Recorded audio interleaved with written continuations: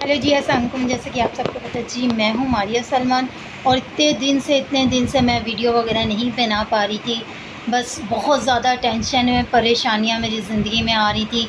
और मैं ये भी कुछ देखना चाह रही थी कि भाई कौन अपना काम आता और कौन नहीं आता। कुछ मेरा ये था कि मैं जो है बहुत ज़्यादा जिसको कहते हैं बहुत ज़्यादा टेंशन परेशानियों में आई हुई थी। तो इस वजह से मैं वीडियो वगैरह भी नहीं बना सकती। कुछ मेरे बड़े बेटे की टेंशन थी। हालांकि इनके ख़ानदान वालों को सबको पता है, इनके बाप को भी, सलमान को, इनकी दादी को, सागर को, सबको पता है।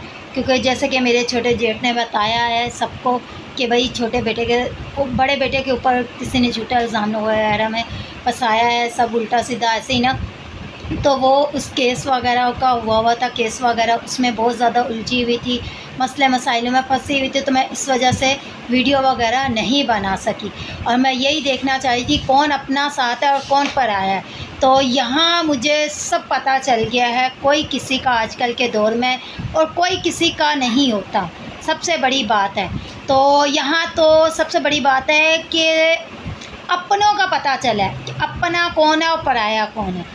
और अपने जो कि इनका बाप है, दादी है, उनकी हकीकतों का सच और झूठों का पता चल गया, कितने सच्चे और कितने झूठे हैं। एक दफ़ा किसी ने कॉल करके सच्चे या झूठे मुंह से भी नहीं पूछा कि भाई मारिया कैसे हो, कैसे नहीं हो, तुम्हारे बच्चे वगैरह।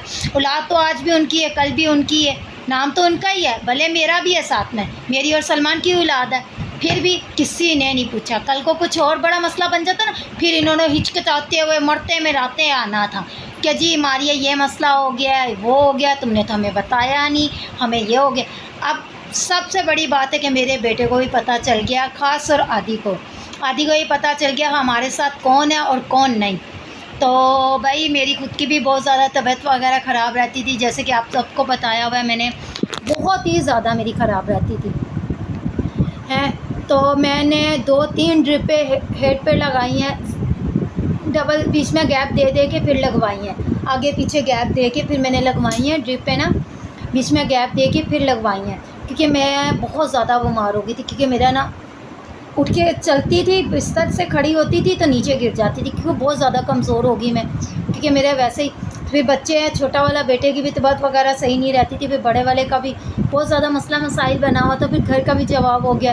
अभी हम लोग 12 तारीख को, 12 को या 13 को हम लोग मकान शिफ्ट कर रहे हैं, तो वो भी आप लोग को करवाएंगे। अभी मैंने इसलिए नहीं दिखाया, वीडियो वगैरह भी नहीं बनाई कुछ, क्योंकि मैं बना ही नहीं पा रही थी, मेंटली तौर पे मैं बहुत ज़्यादा डिस्टर्ब हो रही थी। तो वीडियो वगैरह भी नहीं इतने दिन से मैं बना पा रही थी, कुछ भी है, बारिशें वगैरह हुई हैं, सब है, बहुत ज़्यादा ही मैं परेशान थी।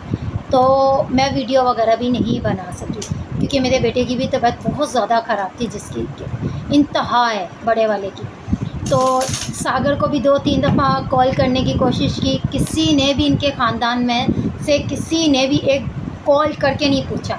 तो मेरे बड़े बेटे ने बोला कि मम्मा छोड़ो, दफ़ा करो, ऐसे गंदे और नीच ख़ानदान वालों से रब्ता रखने की और बात करने की ज़रूरत ही नहीं। सही है, तो ये तो बड़ी बात है कि हम लोग मान लेते हैं कि हमारा बाप है, सही है। वो दूसरों तीसरों को पता नहीं कहाँ के किनकी उठा के यतीम लवार से औरतें हैं, लड़कियां हैं, जिनको उठा के अपनी वीडियो में व्यूज़ हासिल करने के लिए वीडियो बना रहे हैं, कर रहे हैं, अच्छी बात है। अपनों को तो इन्होंने फेंका हुआ है, सिर्फ दुनिया में नाम है, नाम तो ऐसे सभी के चलते रहते हैं। बड़ी बात है कि बहुत जल्द मैं आप लोग को आदि से भी मिलवाऊँगी। बस ये है कि 5-6 दिन सब्र करें, क्योंकि आदि अभी ज़रा खाला के घर पे अपने रुका हुआ, तो मैं उधर जाके आती जाती हूँ, मिलता भी है, बातचीत भी होती है, पर वीडियो वगैरह मैं अभी नहीं बना रही, कोई वजह थी इसलिए नहीं बना रही थी। तो ये देखें जी, मून है, ये मून भाई बैठे हैं। आज मुहर्रम में नहा रहा था, आज मुहर्रम की 8 थी ना, नहीं 9 है, आज मुहर्रम की 9वां मुहर्रम है, तो वो मैं नहा रहे थे भाई। तो आदि भैया ने भी उधर पहना हुआ, अपनी खाला के घर पे है, तो भाई सबने ब्लैक कपड़े पहने हुए, यार दोस्तों में घूमने फिरने में लगे हुए थे। तो भाई आज हम लोग कहीं गए हुए थे, तो वहाँ से आए हैं, तो भाई घर में कुछ भी नहीं बनाया हुआ था। तो ये देखिए, हम लोगों ने पिज़्ज़ा मंगवाया था, मैंने और मून ने। तो हमने कहा चलो पिज़्ज़ा खाते हैं, दोनों माँ बेटे, सही है।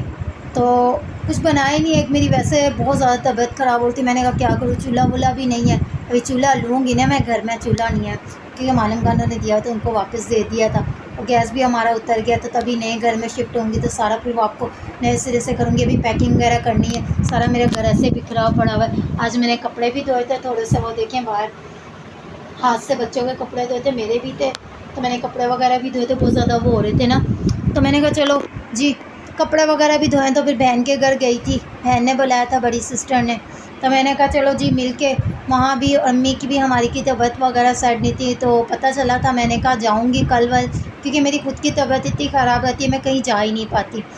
तो मकान का तो शुक्र है खुदा का, हमारे घर का हो गया है, कलर वगैरह उधर हो रहा है, 10 तारीख को खाली हो जाएगा और हम लोग 11 को या 12 को वहाँ शिफ्ट हो जाएंगे बहुत जल्द। तो चले जी मिलते हैं, ये पिज़्ज़े के साथ ओपन करते हैं। तो 2 माँ बेटे ये एंजॉय करने लगे हैं। ये देखें जी, ये हमारा पिज़्ज़ा है, और ये देखें जी ये मून है, और ये इसकी मम्मा है मून, क्या करने लगे हो? पिज़्ज़ा एंजॉय करने लगे। भैया को घर से निकाल के फिर हम लोग खाने लगे हैं, दोनों माँ बेटा पिज़्ज़ा जी। कह रहा मम्मा पिज़्ज़ा खाना है, भैया नहीं है, बहुत याद आ रही।